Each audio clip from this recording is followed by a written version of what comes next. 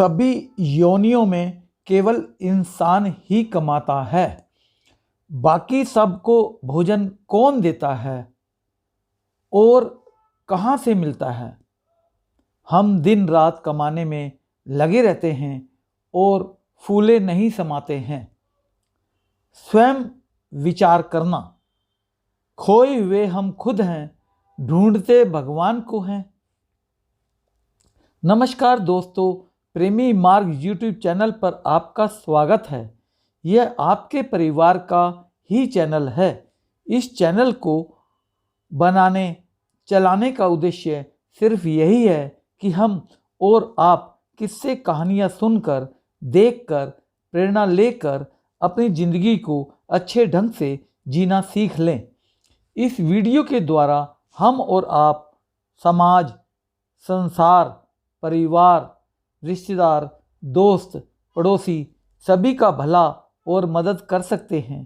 कहते हैं कि भला करने से लाभ ही लाभ होता है। अब आपके परिवार का लाभ होना निश्चित ही है। कृपया इस वीडियो को अंत तक जरूर देखें, तभी आपका पूरा फायदा और लाभ होता है। इस वीडियो से आपने क्या सीखा? कृपया कमेंट बॉक्स में ज़रूर लिखना। यह सच्चा अनुभव है। इस संसार में, समाज में समय समय पर संत, ज्ञानी, महापुरुष आते हैं और अपना संदेश समाज, संसार के आगे रखते हैं। निर्णय आपको ही लेना है, निर्भर आप पर ही करता है।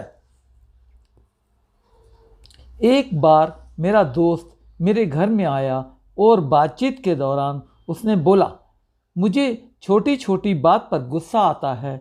मुझे पता है गुस्सा करना गलत है, पर फिर भी मैं गुस्सा करता हूँ। मैं गुस्से को कंट्रोल कैसे करूँ? सबसे पहले मेरा यह प्रश्न होगा कि आप यह कंट्रोल क्यों करना चाहते हैं? मतलब गुस्से में ऐसी क्या बात है जो आपको पसंद नहीं है? दोस्त, आपका स्वभाव है। अगर आपका स्वभाव नहीं होता तो आप गुस्सा कैसे करते? तो ऐसी क्या चीज़ है जो गुस्सा करने पर आपको पसंद नहीं है? मैं आपसे यह प्रश्न इसलिए पूछ रहा हूँ क्योंकि यह प्रश्न मैंने अपने आप से पूछा। गुस्सा मेरे को भी आता है और लोग ऊट पटांग काम करते हैं तो उससे भी गुस्सा आता है। तो एक दिन मैंने अपने आप से पूछा कि ठीक है, लोग तो ऊट पटांग काम करते ही हैं।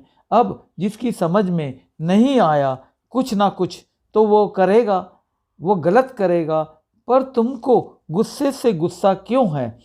तो समझ में यह आया कि मुझको गुस्से से गुस्सा इसलिए है क्योंकि गुस्सा करने के बाद जैसा मैं महसूस करता हूँ वो मुझे पसंद नहीं है। जब गुस्सा हो रहा होता है तो मेरे को मालूम ही नहीं है कि गुस्सा कब आता है, और जब चला जाता है तब मेरे को महसूस होता है कि हाँ, ये अच्छा नहीं था। तो गुस्से के बाद जो होता है उससे मुझे नफ़रत है, क्योंकि मैं एक ऐसी चीज़ बोल जाऊंगा जो मैं कभी बोलना नहीं चाहता। मैं ऐसी चीज़ कर जाऊंगा जो मैं कभी करना नहीं चाहता। मतलब गुस्सा एक ऐसी चीज़ है जिसमें कि मैं अपने आप को खो देता हूँ। जो कुछ भी मैंने अपने आप से प्रण किया, जो भी मैंने अपने से कहा है कि नहीं, ऐसा करने की ज़रूरत नहीं है, वो मैं तोड़ देता हूँ, क्योंकि वो एक ऐसा समय है कि मैं अपना संतुलन खो देता हूँ। तो सबसे बड़ा प्रश्न तो मेरे को यह पूछना है अपने से, मेरे लिए मेरे संतुलन की कीमत क्या है? मेरे संतुलन के लिए बात काम की नहीं है, बात औरों की नहीं है। मेरे लिए संतुलन की कीमत क्या है? अगर यह मेरे लिए मूल्यवान है तो मुझे मेरा संतुलन खोना अनिवार्य नहीं है। इसके लिए मैं क्या करूं? बोलने से पहले गुस्से की हालत में अगर मैं अपने को 2 क्षण भी दूं, 2 सेकंड सोचने का, मैं समझ सकता हूं। बात यह वही है कि जब मनुष्य क्रोध में होता है वो अपने आप से अलग है। वो है जो वो नहीं होना चाहता है। वो है जो उसके स्वभाव में नहीं है और उससे बचने के लिए जो कुछ भी उसको करना पड़े। ऐसे भी लोग हैं जिनको देखते ही गुस्सा आता है। तो फिर पैर तो आपके हैं, वहाँ क्यों जाते हैं, क्यों जाते रहते हो? जाओ ऐसी संगत में बैठो जिसमें आप उभर जाओ, अंदर से उभरो, कोई चीज़ अच्छी समझो। ऐसी संगत में नहीं कि जहाँ की आप अपने से दूर होते जा रहे हैं। हर एक आदमी के पास यह उपाय है कि वो अपनी कोई संगत बनाए, चाहे वो जेल में ही क्यों ना हो। जहाँ कोई भी समझेगा यह तो असंभव बात है, परंतु सबसे बड़ी बात है। और फिर यह वही उदाहरण है, एक मोमबत्ती जो जली हुई है वह दूसरी मोमबत्ती को जला सकती है। जब मोमबत्तियां जलने लगती हैं तो अंधेरे का आना असंभव हो जाता है। परंतु ऐसी चीज़ें हैं जो मेरा ध्यान जहाँ होना चाहिए वहाँ से अलग करती हैं। तो या तो मैं अब उन चीज़ों की लिस्ट बनाऊं और उन चीज़ों की लिस्ट अपनी जेब में रखूं, और जब कैसी भी परिस्थिति हो देखूं आज ये लिस्ट में है या नहीं, या फिर मैं ये बात समझूं कि मैं चाहता क्या हूं। हर पल हर क्षण अपने जीवन में सुबह से लेकर शाम तक मैं चाहता क्या हूं, और ये चाहत मेरी एक ऐसी है जो मेरे साथ हमेशा बंधी रही है। चाहे मैं कितना भी छोटा था, चाहत यही थी कि मैं खुश रहना चाहता हूँ, मैं आनंद में रहना चाहता हूँ।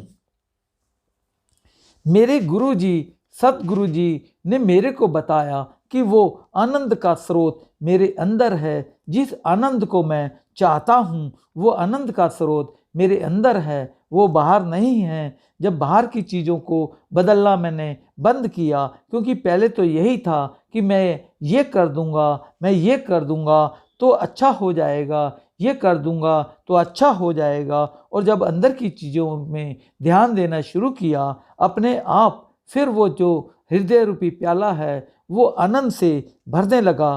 क्या वो हमेशा भरा रहता है? नहीं।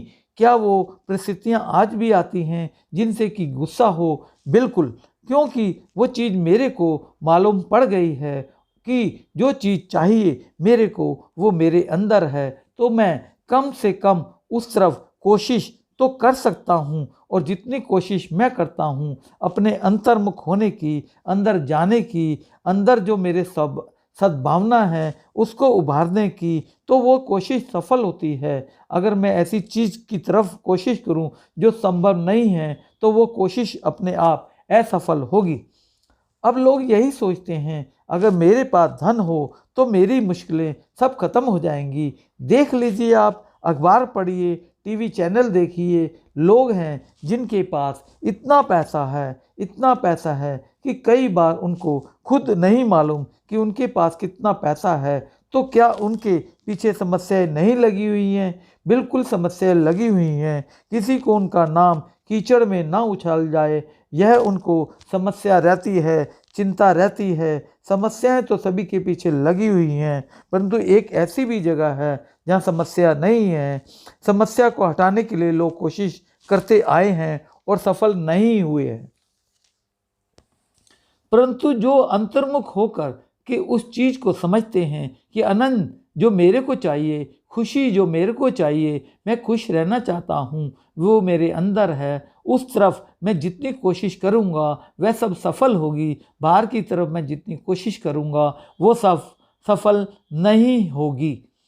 मनुष्य जन्म सिर्फ एक बार ही मिलता है, आप खुद ही देख लेना। सबसे पहले हर इंसान छोटे बच्चे, बालिका के रूप में जन्म लेता है, फिर बचपन शुरू हो जाता है, फिर जवानी की अवस्था आ जाती है, और उसके बाद धीरे धीरे बुढ़ापे की अवस्था में तथा अंत में संसार छोड़ना होता है। दोबारा किसी का पुनर्जन्म नहीं होता है, सिर्फ इंसान योनि को बदल लेता है।